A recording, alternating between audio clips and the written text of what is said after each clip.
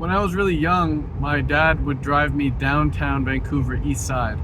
And I'll let you go on Google Images and check out what that looks like. But it's probably one of the most polluted homeless areas in the world, if not the most populated and polluted homeless places in the world. And he would drive me downtown and he would show me the homeless people. And he would say something like, that's where you're gonna end up if you don't make money. And so from a very young age, that was my visual representation of rock bottom. And so my whole life, I knew that, like, worst case scenario, I was gonna end up there, downtown east side. Even to this day, as I'm speaking with you, filming this video, despite being what most people would describe as incredibly successful financially, I still feel like, hey, if I fuck up, I'm gonna go downtown east side Vancouver. And I know it's extraordinarily unrealistic for me to end up there, but when you've been shown something so many times at a very young age, it's very hard to get that out of your head. And even now when I drive downtown Vancouver and I see those homeless people there, I'm like, wow, like, I could potentially end up there if I don't get my financial stuff straightened out, if I don't get my finances like in tip-top shape. So for me, that's always been what I'm really trying to move away from.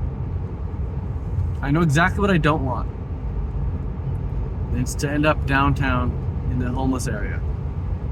And you listening, you might think that's crazy. Like, Ted, you're never gonna end up there. You're never gonna end up there. But in the back of my head, I'm like, that's still a possibility. Although it's probably like 0.00001% chance of that happening, it's still a possibility. But the reason I want to make this video is because recently it's become more and more clear to me, more and more obvious to me, that the reason I'm successful is the same reason I'm going to continue to become successful. And it's the same way that you can become successful or stay successful if you're already successful.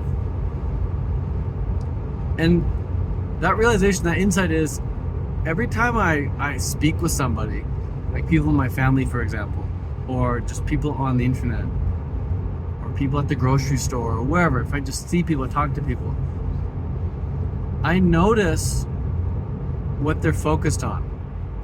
I notice what kind of thoughts they have. I notice what sort of beliefs they have. And if their beliefs and their thoughts and their focus is not on success, and it's not on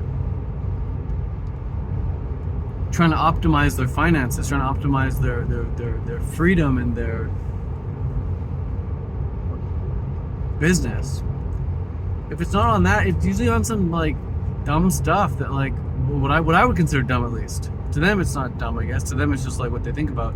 But it's on like the news, it's on the politics, it's on drama, it's on, silly, what I consider silly stuff.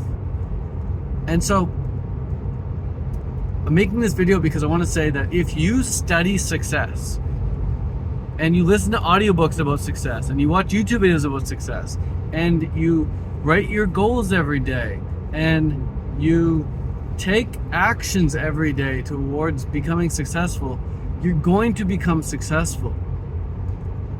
You're going to become successful. Success doesn't happen by accident.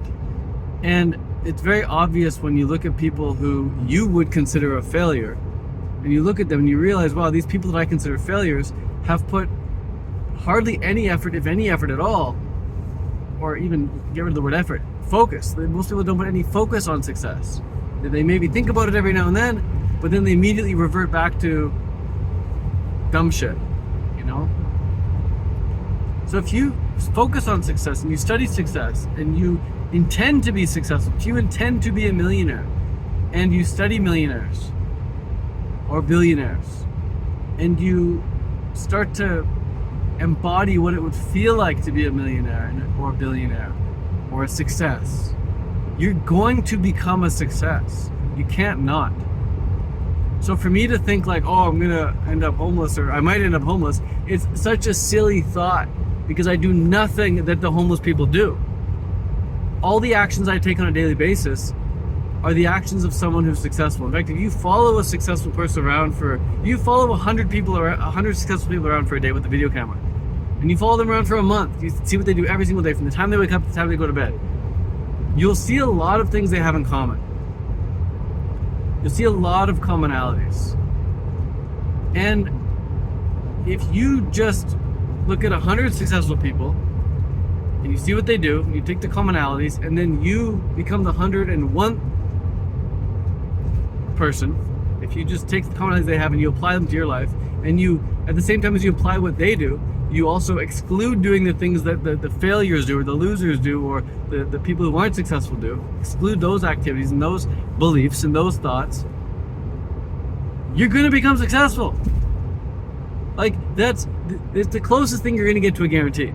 Obviously, nothing's guaranteed. A comet could fall out of the sky right now and smash this car. The car in front of me right now could slam on the brakes, open the door, get out with a machine gun and shoot me in the head. Like, I can't guarantee he's not going to kill me right now, this truck in front of me. But the chance of that happening is like 0.0000001% chance. It's like unlikely, but it's the closest thing you're going to get to a guarantee is to just, be in a country where that doesn't happen, right? And so I'm making this video to reassure you, and I'm doing it to reassure myself actually. Like, most of the advice I give people, it's just me projecting. If you watch any of my videos on YouTube, any of the coaching advice I give people, it's really me speaking to myself.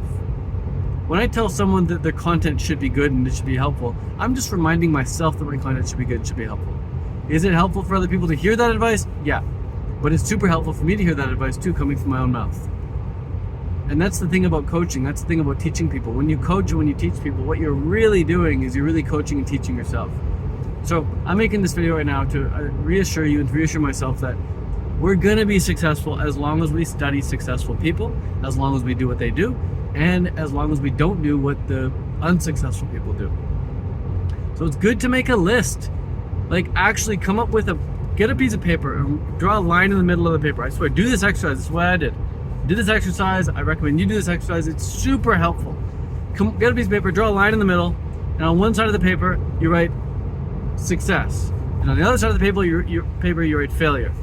And then on the side of the paper where you wrote success, write down a list of all the things that successful people do. And this isn't like theorizing, this isn't hypothesizing. You should be wondering what successful people do. This should be something successful people do. At least, when I say success, I mean like the people who have the results that you desire in your field that you want to become successful in, whether it's finances or fitness or relationships. In fact, this applies to all areas of life. Do this with relationships, do this with finances, do this with fitness. Have 3 different pieces of paper for those 3 areas. And let's just say business, right? So for business, what do successful people do? Well, as what do successful contentpreneurs do? They put out content. That's a successful habit that they have. They put out content. Okay? So as long as you're putting out content, you are now checking one of the boxes. And if you look at unsuccessful people, you can write down, as like in the failure category, you write down they don't put out content. So as long as you're not putting out content and you are putting out content, you are on track for being successful. And so if you have a list of like 10 things on each side and you know you're not doing the failure activities and you know you're doing the successful activities, that's the closest thing you're going to get to a guarantee that you're going to become successful. Will it take time? Perhaps. Can you go viral overnight and become successful overnight? Yeah. Is it extremely likely? No. But it's just a matter of time. It's like, you don't know when it's going to happen. You just know that it's going to happen. So, in the words of Russ, he's got a great book called It's All in Your Head. One of the chapters, I believe, is called Fuck the When, Trust the How, or Trust the What, or something like that. It's like, fuck the when. Like, stop asking when's it going to happen. I never asked that question. Like, I get a lot of beginners asking me that question. They start working with me and they're like, Ted, when am I going to start making money? Well, shit. No.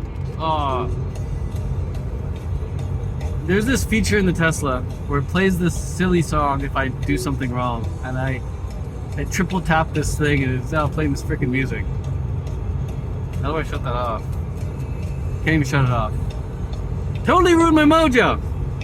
I was in the middle of something. Okay, I think it's off now. I hope it's off. I can't even mute that. Bear with me. Okay, thank you. No. It's on again? Oh my god, you can't shut that off. Okay, I'm just gonna collect my thoughts, think what I was saying again. Not sure what's gonna happen. Yeah, not sure what's gonna happen. Alright, well, that totally ruined my train of thought. I was on the flow there. Thanks, Tesla. Such a dumb feature.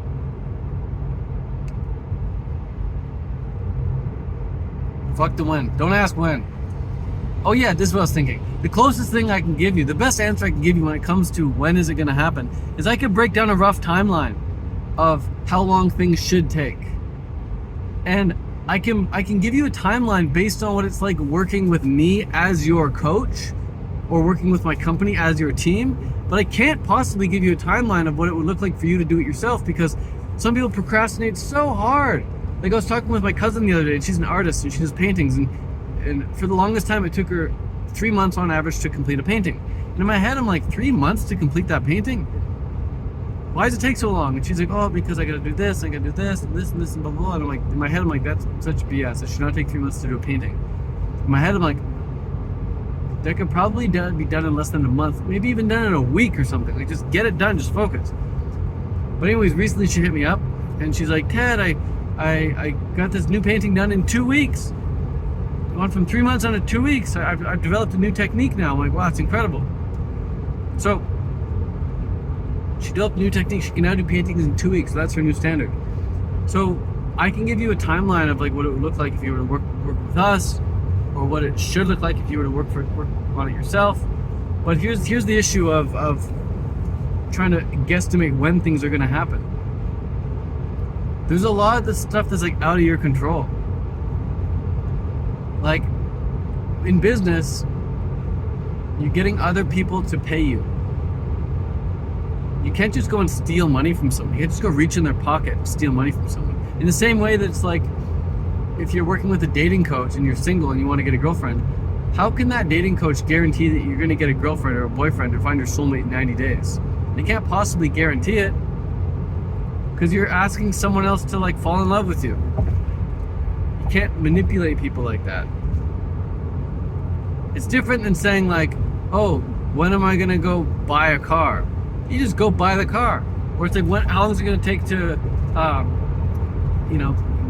grow my bicep by 1 inch? That's much more in your control. You can guarantee that your bicep grows by 1 inch within 90 days, right? Because it's completely within your control. You're not needing anyone else to do anything. It's completely, you're self-reliant in those instances. So don't ask when, don't get caught up in the when you're going to be successful. Just focus on doing the things that successful people do and not doing the things unsuccessful people do. And next time you're hanging around unsuccessful people, just realize all the things they do. And just don't do those things. Excuse me. When you're unsuccessful people, realize what they do and do more of those things. So that's it for now. Going on long enough.